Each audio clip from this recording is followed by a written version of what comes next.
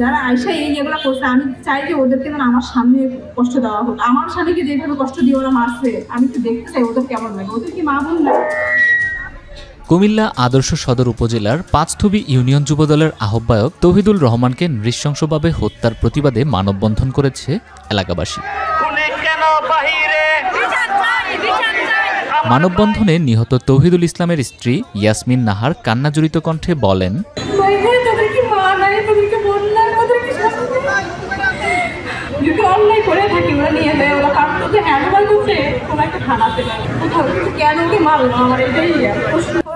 এত ভালো মানুষ ছিল, কি কারণে ওকে এত নির্যাতন করা হলো? আমি এটার সুষ্ঠু বিচার চাই আপনাদের কাছে।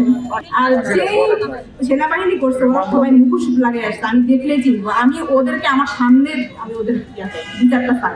যারা আয়সা এই যেগুলো করছে, আমি চাই যে ওদেরকে যেন আমার সামনে কষ্ট দেওয়া হোক। আমার স্বামীকে যেভাবে কষ্ট দিয়ে ওরা মারছে, আমি একটু দেখতে চাই ওদের কেমন লাগে।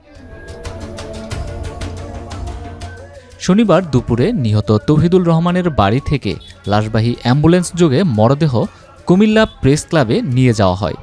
সেখানে ঘটনা সংশ্লিষ্টদের বিচারের দাবি জানানো হয়। এ সময় বক্তব্য রাখেন তৌহিদুল রহমানের সাথে আটক প্রতিবেশী লুৎফুর রহমান। এছাড়াও বক্তব্য দেন তৌহিদুলের ভাগ্নি, গোপালগঞ্জ বিজ্ঞান ও প্রযুক্তি বিশ্ববিদ্যালয়ের আন্তর্জাতিক সম্পর্ক বিভাগের প্রফেসর মাহবুবা উদ্দিন।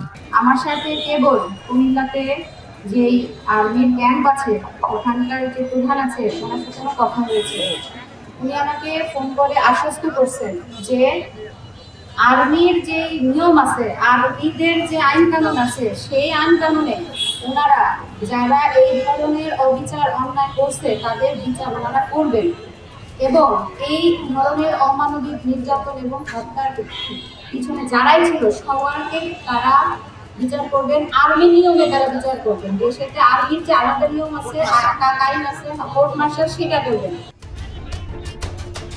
এর আগে গত বৃহস্পতিবার গভীর রাতে যৌথ বাহিনীর পরিচয়ে কিছু সেনা সদস্য ও সিভিল পোশাকধারী ব্যক্তি তৌহিদকে বাড়ি থেকে তুলে নিয়ে যায়। তৌহিদ জেলার আদর্শ সদর উপজেলার পাঁচথুবি ইউনিয়নের ইটাল্লা গ্রামের মৃত মোখলেসুর রহমানের ছেলে। তিনি ইউনিয়ন যুবদলের আহ্বায়ক ছিলেন।